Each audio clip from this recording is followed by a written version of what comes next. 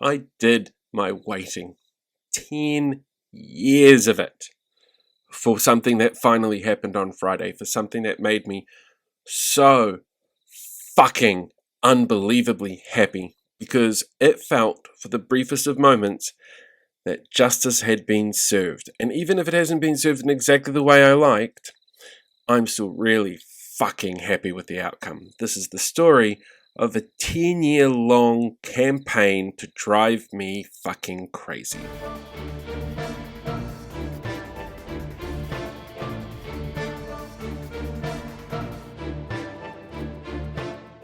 Right, so here's the tea. Quite literally, it's a green tea with a little bit of manuka honey. So good for the throat when you're trying to do a vlog like this. Let me set you back 10 years or so when I was running an Apple store by the name of Ubi in Hamilton. Now, Ubi was at the time New Zealand's largest authorised service agency and retailer of Apple products. We were the first to become New Zealand's premium authorised Apple service provider, and I think that kind of got on the nerves of our Christchurch manager a little bit, mostly because he wanted that title and his staff were kind of fighting against it, to be honest. At the same time, he'd do silly, stupid, illegal things like buy old stock and then sell them off super cheap as new stock on a huge discount. He was not a particularly good manager, and he rubbed his staff up the wrong way, and he was a pompous little twat, and we did not get on. When I left that job and moved over to Hoyt's, he laid complaint that we actually refused service to him and his partner because they were a same-sex couple, which obviously never happened because he didn't come into my location because he was based in Christchurch.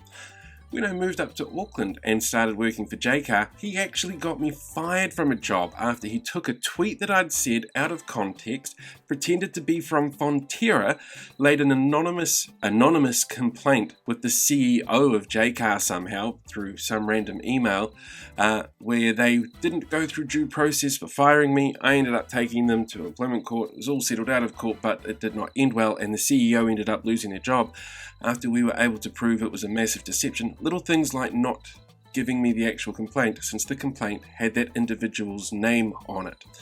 And then when I moved to the swim shop, there was a complaint that came in from Google as a review stating that I had apparently been mean to a little old lady and her disabled grandchild and made them cry on a day that the store wasn't open. This has gone on for 10 fucking years, and the police have told me consistently they can't do anything about it because it's not happening continuously, and there's no sort of pattern to it. It's just every couple of years this arsehole pops up, boom, something fucking frustrating happens. In fact, I even heard from him during the pandemic when I got a phone call from a Christchurch charity group asking when I was coming in to help out, and I tweeted about it. He responded going, actually no, there's a pandemic and that's a dick move that even I wouldn't do. So there's a little bit of history there. But on Friday, oh my god, Friday was such a glorious day. Let me explain. Friday, the very top story that started the day on Stuff was about a couple of left-wing Christchurch-based politicians who had been at the end of constant harassment from an anonymous individual who was using a fake name and a fake profile on social media to harass them with misogyny, nastiness, and just general awful stuff that no one should have to deal with. Using the Digital Harms Communication Act, they managed to ping the IP address, and what do you know, you're gonna love how this twist works out. It was the same arsehole who's been bothering me for the last 10 years. Front page of the paper, fully named as the person who had been harassing MPs like Minister of Housing Megan Woods, and a couple of people running for local board and local body politician roles. All female, all left-wing. Really, really bad look. And because this was an IP address ping that had been picked up, they were able to narrow it down to the owner of the device. And now, within the house, there's a couple of people who live there apparently, and, flatmates as they are. Initially there was I don't know what happened, I don't know who could have done that, but it wasn't me. It must have been one of my flatmates. And one of the flatmates did come forward later in the day going, oh yeah, it was me. But the damage had already been done.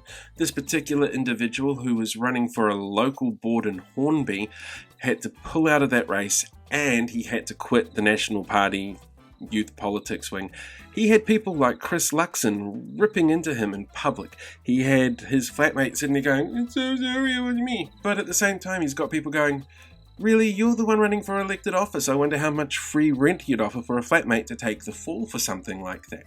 It was a barrage of to be honest, it felt like justice. To me, it felt like justice.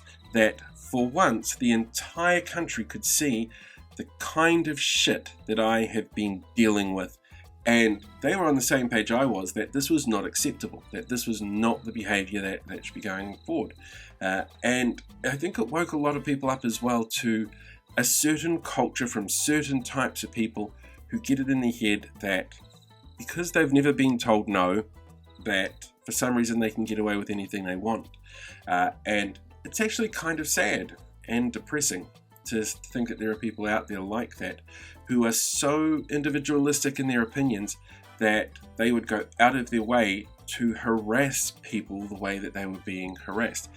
Minister Megan Woods put it down, well, like the way she described it was the typical sexist, hateful misogyny that all female politicians get. And that is a disgusting place for us to be at as a country and as a society.